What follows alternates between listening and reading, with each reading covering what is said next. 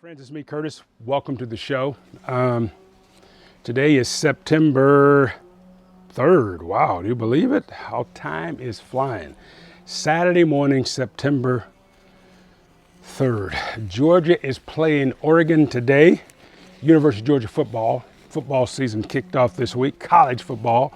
Next week will be the NFL, not for fun league.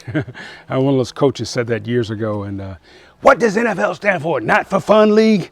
And I always think about that quote. Again, yeah, we're here in the garden this morning. Going to do a couple of things. I shouldn't say garden. I'm in the yard, although it's brown. You know, we're having this water shortage, so I'm being very diligent and careful about where I use my water resources. The beds are, like I said, this is the first full year of working with the beds, and I'm learning. If we get a chance, I may walk through and show you, like the soil is compacting down, so I'm going to have to add more soil. And I like to buy organic bags of soil. That way I don't have to worry about pesticides and so on and so forth. I'm working with some garden projects around Marin and in Southern California. And one of the concerns is land. There were a lot of military bases, of course, as we know here in California, and some of the toxins that were left in the soil. So one of the ways to get around that is by creating raised beds. Now, I'm not saying we don't need to test that soil. We do. We need to remove as much of that as possible, all if possible, right? However, for those of you at home who may worry about that, and because, you know, whatever the food is grown in, yeah, that's the nutrients that we'll take in. So I do have totally organic beds, and I'm enjoying the heck out of these raised beds this year. Going to start off with my tomatoes. I showed you these a few weeks ago that we had gone ahead and planted some seeds, and now they're starting to sprout. You see that I've got 5 plants, but one looks like it's a double plant there. So I'm going to leave those two together, and then once we plant them in the garden, I will probably eliminate one, you know. So yeah, I've got some clay pots, I've got some plastic pots. I try to reuse everything I can around my house and in my garden. So, you know, a lot of times I'll take these and cut them out so that I can plant things and have that nice shape, so they grow up through that shape. So yeah, I try to use as much as possible, is what I'm trying to say. I've got my soil, I've got some water, I've got my pots, I got 3 clay pots and a couple of these other pots. So we're going to go ahead and pot these tomatoes up, or should I say transplant. And I want them to get nice strong roots before I put them into the beds or into pots. Also today I'm going to walk you through and I'm going to show you how the other tomato plants are coming along that we transplanted about 3-4 weeks ago. I've got fruit on them already. Yay! And maybe we'll get inside and do some fried tomatoes, fried green and fried ripe tomatoes. What else do I want to show you today? My citrus trees are coming along. They seem to have really taken hold in these 2 spots that I put them in. I'll show you the beds where the onions have kind of, they're fully grown and they're flopping over. So I'm having to take a lot out because they can rot if we leave them in the soil too long, and we can continue to water them. Am I talking too fast today? I've had 2 incredible weeks. Last week I was down in Southern California meeting with folks at UCLA and loved it, and talked with students and the programs they got going, and I'm hoping to get a chance to work with them. This week, I was up at Sonoma State, talking to a group of students by class ran by Hillary Hamzi. I hope I say that right, Hillary. She's an incredible writer. She writes children's cookbooks, and she's got this media class. And I got to tell y'all, I was with like 40, 50 young, beautiful minds, and it was just incredible to share with them what I know about this crazy media business and what they know, you know, about the social media aspect of it. I mean, these kids, I shouldn't say kids, these young students, these young people were just incredible. By the way, Saturday morning, everyone's outside doing their yard work, so I'm going to try to raise my volume so you can hear me over the mowers and the weed whackers and all the things that are going on, because I'm not the only one that loves Saturday mornings. I hope you do too. Okay, let's start out transplanting. And again, I've got my soil. All this is totally organic soil. I've got some of that I bought, also some of the soil. I mix in the soil that's going to be planted to the bed, so it makes it easier for the tomato plants to transfer. They won't go through as much shock. Not sure if you can see these roots here. That's what we want. We want them to almost become root bound in the pots. So they got nice strong roots. So when we move them into the soil, there's enough root growth there so that the plants will take in the sustenance. Oh, look at this. See, there we go. These are really good. Now they're going to get even better when we get them out into the little pots, right? Let's go ahead. I'm breaking these up. I've got an overhead shot there. I hope I've got a good, yeah, I can see that. There we go. Look at that. One beautiful, one tomato there. Look at the roots on that baby. Gorgeous, huh? Okay, so what I'm going to do is take my little clay pot here, and I've got my food safety gloves on. Also, what these are for today is to really help keep me from getting dirt under my nails, because that's one of the toughest places. That's one of the easiest when you are working with food and you really need to clean under those nails. That's one of the big areas where a lot of people, you know, when we talk about really scrubbing and cleaning well, you want to get those nails nice and clean. I'm going to be gentle with this while placing it in there, because I don't want to break those roots. We got this plant looking really good, so why hurt it now by you know, beating up the root system?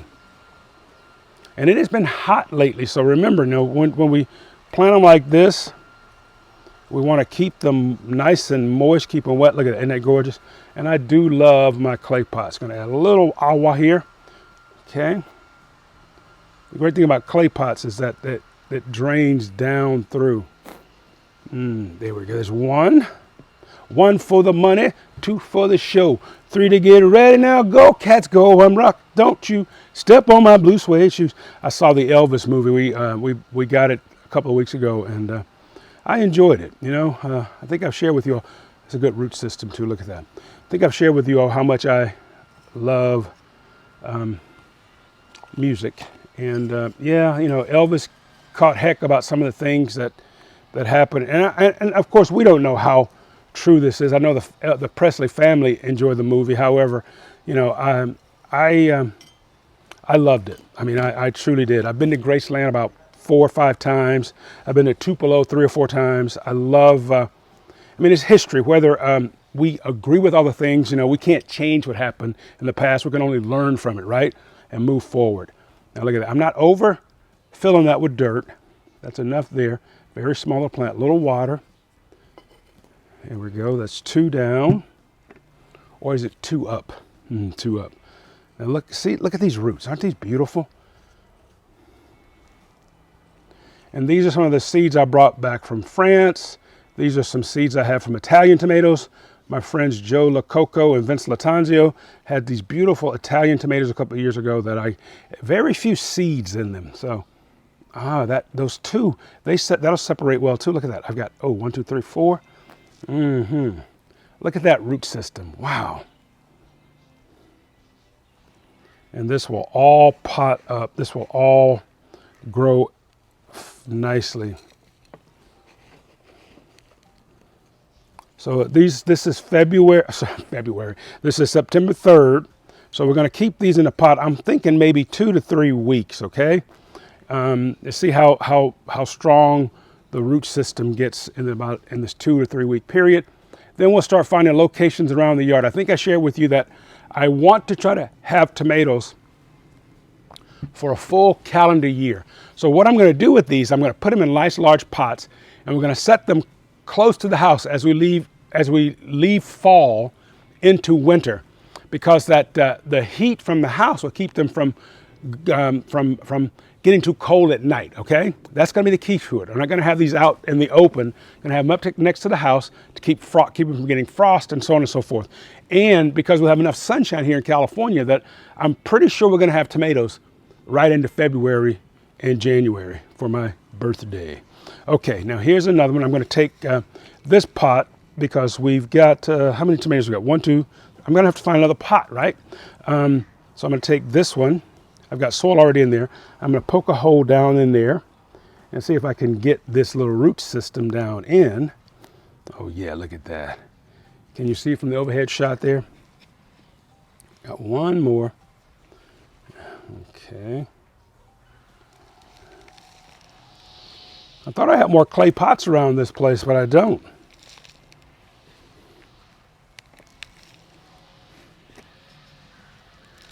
There we go. Put this one in here. Oh yeah, we'll have enough pots. Okay, put that one in there. A little agua. Don't you just love Saturday mornings? What's your pastime today? What are you going to do today on this Saturday? Well, it'll be after this Saturday when you see the show. Now I've got another one of these I'm going to take and put some soil in. One of the messages I had with the children, the students up at, I keep saying children, however they're younger than my kids, so I guess I could call them children and get away with it. However, they want to be referred to as young adults, which they are. So moms, dads, be proud of them. And these students, now look at that, that's connected to that little ball of soil, so I'm going to keep that in there.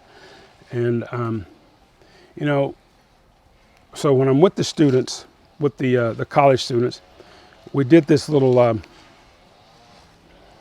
we did a, what I call, you know, like an icebreaker. If ever you have, you know, been to seminars or facilitation type things, right? A lot of folks would do icebreakers. And my favorite icebreaker is something I learned when I was working with the folks at Challenge Day. Although Challenge Day, I'm not sure if it's still around. I know they were having some trouble during COVID. And I call this, if you really knew, well, they call this, I'm using the, using their icebreaker, if you really knew me. And I share with the students, and it's really to get the students to, oh, there's a beautiful monarch butterfly that just flown away. Yeah, my ADD is kicking in today. If you really knew me, so you have to share from the heart. And I share with the students, if you really knew me, you would know how much I love my family. However, I didn't get to choose my family. So if you really knew me, you would know when you become my friend, you become family, because I chose to be with you and you chose to be with me. So if you really knew Curtis Aikens, whether you watch me on television or you meet me in town and we become friends, hey, friend, you're my family. All right. So I would love to hear from some of you all, your thoughts on if you really knew me, if you have something you want to add. Now I've got 2 tomatoes in here. What I'm going to do, and I thought about this on the fly here, I'm just going to take and cut that one out. And we're going to leave the other one in the container. See if I can bring this out without damaging our beautiful tomato. Well, there we go. I got the root system going. To dig in there. There we go. No harm. Let me show you that root system. There we go. So we've got 1, 2, 3, 4, 5, 6 tomato plants today. There's a combination of the French, the Italian. I'm going to show you later on. I'm going to walk around to the front yard and show you. I say it's a volunteer. However, I must have dropped some seeds or a tomato out of a basket. And these came when I was visiting Chef Kitty Herter. She came in from Florida, visiting her sister up in San Francisco. They have these beautiful cherry tomatoes. So I took a few home and I grabbed the seeds and I was going to plant them next year. However, I think I must have dropped one in the front yard. And we've got this gorgeous, beautiful cherry tomato coming up in the front yard. And I'm going to leave it there. All right, so these are all planted up. We're going to go ahead and repot this one. We're going to take the camera and walk around. I'll show you some things in the yard. Then we'll go inside and do some fried maters, as we say down south. Monty Turner, buddy of mine from high school, middle school, and elementary school. He's doing some things on Instagram and Facebook. And Toby T, I think that's his cooking handle, and he and I talk about maters. Well, a lot of us in the South call them maters. All right, y'all, peace, spread love. Let's go do a little walk around the yard, show you some of the things we got growing, keep my food safety gloves on so we can dig in the dirt. Peace, spread that love, y'all.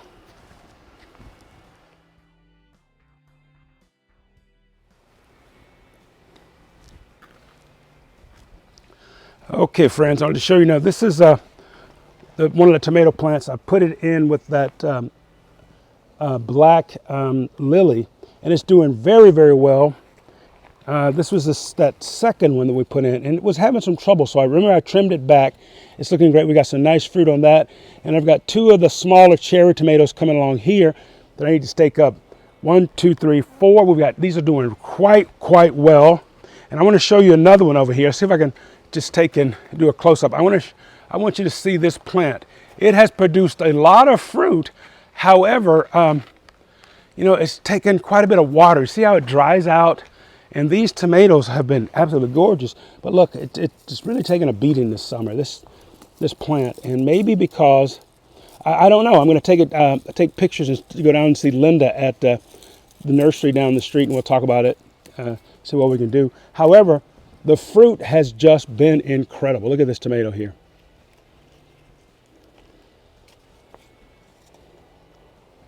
Isn't it beautiful? It's going to slice up nicely. A little soft on the bottom. We're going to slice that and really make us a nice fried tomato. I'll take a couple of others and make some green tomatoes.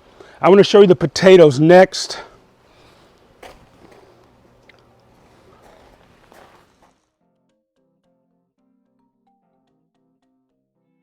Okay, now look at our potato box. Now, remember, these are the ones that I planted about a month and a half ago. And as they sprouted, we started to fill them with soil. That's as high as I'm going to go. I'm just going to let them grow until they flop over. When they start to dry out, that means there's a lot of potatoes down the bottom to take care of. I might be able to put a little more soil in here. However, it's no biggie. Now these are chives. I'm going to go ahead and I'll gather some of the chive seeds as well. And the basil here is doing great. Look at all the pollinators that are around. The pollinators being bees and such. So, okay. Going to show you the bed where the soil is starting to sink. And then we'll move around front and take a look at the volunteer tomato.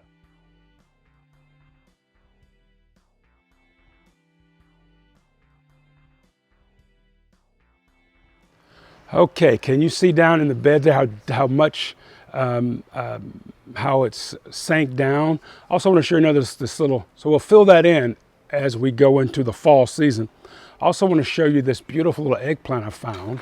These are miniature eggplant. Now, this plant is very interesting. It's been in the ground now for 4 days, and I had to buy the big one. I don't normally like buying plants this big. It has needed a lot of water. I got this, I believe, at Home Depot. Oh, look at that. This is my little peaceful area, I call it. There's that tomato plant. Again, I call it volunteer. However, I must have dropped some seeds out here. So it's a gorgeous little plant.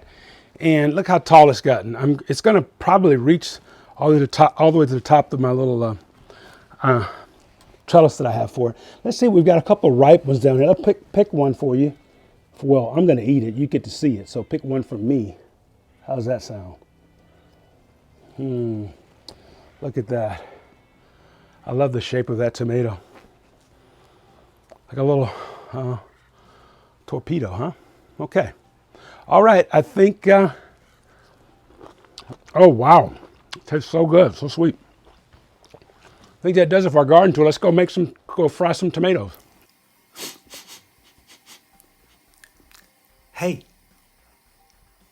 do you think Chef Curtis will let me taste some of his fried tomatoes? Wow, they look so good growing in his backyard. Well, he calls it his planter boxes. I still call it a backyard. Enjoy! We're going to do some fried tomatoes, ripe and green. I've got the green ones here, the ripe ones there. You see that? Walla, walla, walla. I also have another member of the nightshade family, an eggplant. This is a white eggplant, and we're going to do them the same way. The ingredients for our fried tomatoes. I'm going to do a mixture, a blend of cornmeal and flour, salt, pepper. That's it. That's the seasoning. And we're going to soak them in some buttermilk. We're going to, if you've got buttermilk. If not, just sweet milk work.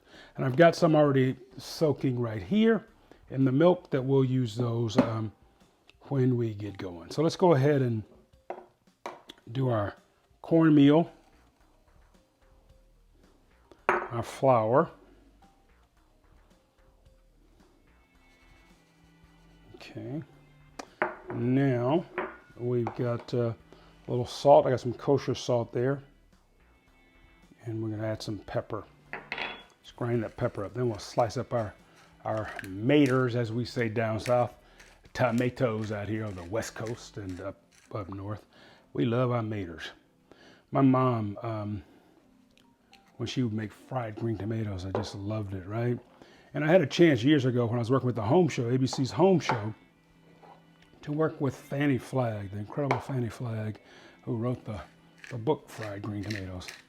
We actually went down to Alabama and did some cooking in Irondale. Whoops, a spill there.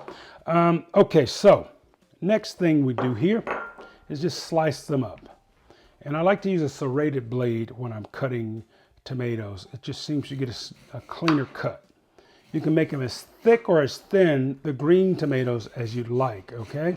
The ripe tomatoes, I try to make thick slices so they'll hold together, because the ripe tomatoes are a little more soft than the green ones. See how firm those are? That nice little tarty flavor. The eggplant, I'm gonna just cut the bottom part off and then just slice it any way you like. I think I like to, I want to get as large a pieces as I can, so I'm going to cut down like that. The white eggplant, look at all the seeds in there, right? Isn't that pretty? Gorgeous. So be careful. If you don't want a lot of seeds, go for the Asian type eggplant. That's pretty right there. Okay, now the ripe tomatoes, again, slice those a bit thicker, and everything has been washed. Again, so they will hold their shape. So what we've got, the other ingredient is I've got corn oil. I've got a cup of corn oil because it has a nice high smoking point. And remember, this is one of those little tips. When you're using oil, always try to use a glass container. It's much easier to clean when you're using sticky substances. Like sometimes if you notice with a plastic measuring cup, the oil residue stays in there. So I like to use the glass that way. And behind me, I've got a cast iron skillet. We're going to take and add the oil to that. After we do the dredge, we're going to dredge them in our corn meal flour mixture. And just coat them over. And again, Mom would say, if you want to do your fried green tomatoes, soak them in the buttermilk overnight so they really get a chance to, absorb all that buttermilk. And that helps to for the flour mixture to stick with it as well. When I say stick with it, I mean stick on the tomatoes. I'm going to put all these in, and then we'll add these to this. I'm going to get some eggplant in to fry too. And the order in which I'm going to fry these, we're going to fry the green ones first, then the red ones, because the red ones may drop some of that residue in there. And but we're going to soak them all at the same time. But that's good to go. I'm going to get that oil nice and hot, maybe 370, just below the smoking point of that corn oil. And we go to town. Okay, some of this eggplant in here. Just get them to suck up. I'll add the oil to the pan, reset the cameras, and we shall do some cooking. Shake, shake, shake. Shake, shake, shake. Shake your maters and your eggplant. Shake, shake, shake. How do you like that, Casey? Can I do that, brother? All right. Back in a minute. Let's do some frying. Well, here we are at stovetop. We've got everything ready. And it's, this is really a simple process. Like, again, I'm shaking it up so we can get everything coated. Let's go ahead and turn our burner on. I want to get a nice high heat and add our corn oil. As I said, I have a cup full. However, I'm only going to start with about maybe half a cup. We're at 352. We're about 25 degrees below smoking point, so we should be good to go. I've also gone ahead and added some more that cornmeal flour mixture. And again, I want to start with those green tomatoes first, if possible. Let's see there. Ooh, look at that there.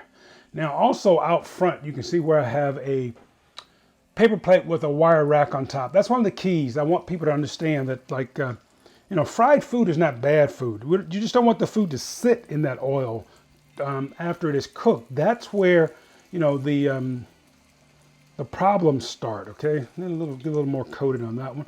I'm going to add some of the eggplant too while we're cooking the green tomatoes. Or do you say maters? I want you to say mater. I'm gonna cook these 3, 4, maybe 5 minutes according to how thick they are.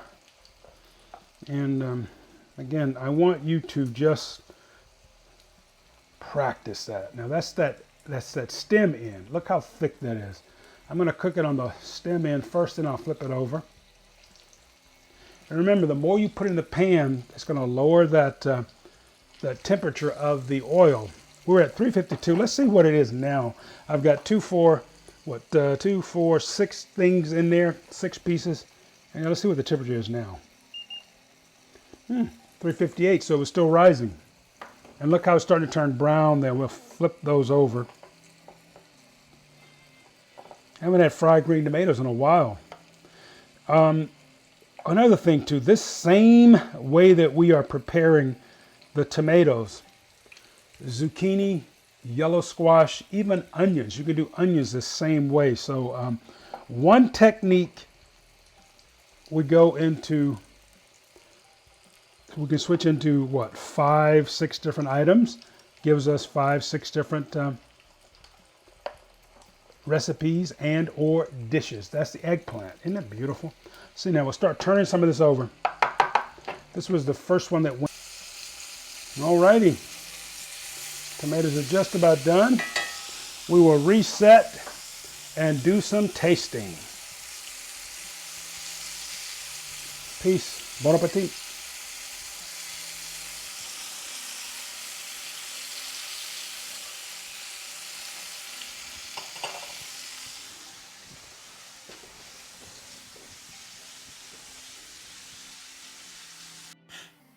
Fried tomatoes and eggplant. Looky. Oh. We've got tomatoes, we got eggplant, we got ripe tomatoes, green tomatoes. Let's just give it a taste. One of the green ones there. This is beautiful. Salt, pepper, cornmeal flour mixture. We had less than half a cup of corn oil that we fried these in. And think about it, this is like four portions. So there's very little oil that each person is going to take in. Well, I might eat all these though. At least is the way I come in the house and I do the show. These are so good. Fried green tomatoes. Remember this technique, once you learn it, you can do this with zucchini, with yellow squash, anything in your garden, any vegetable you have, you can do this same technique with. Okay? Have any questions, please send them to me. The QR code is there, so it's got all the information. And remember, my favorite saying is love to be spread. Spread love. When is he going to do something with bananas? We're out. Bon I appetito. like bananas.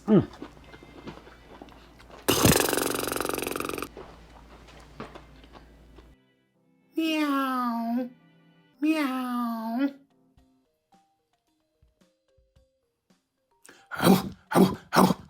I'm pulling the pooch. Where's that pussycat? He's my best friend. Where's that cat?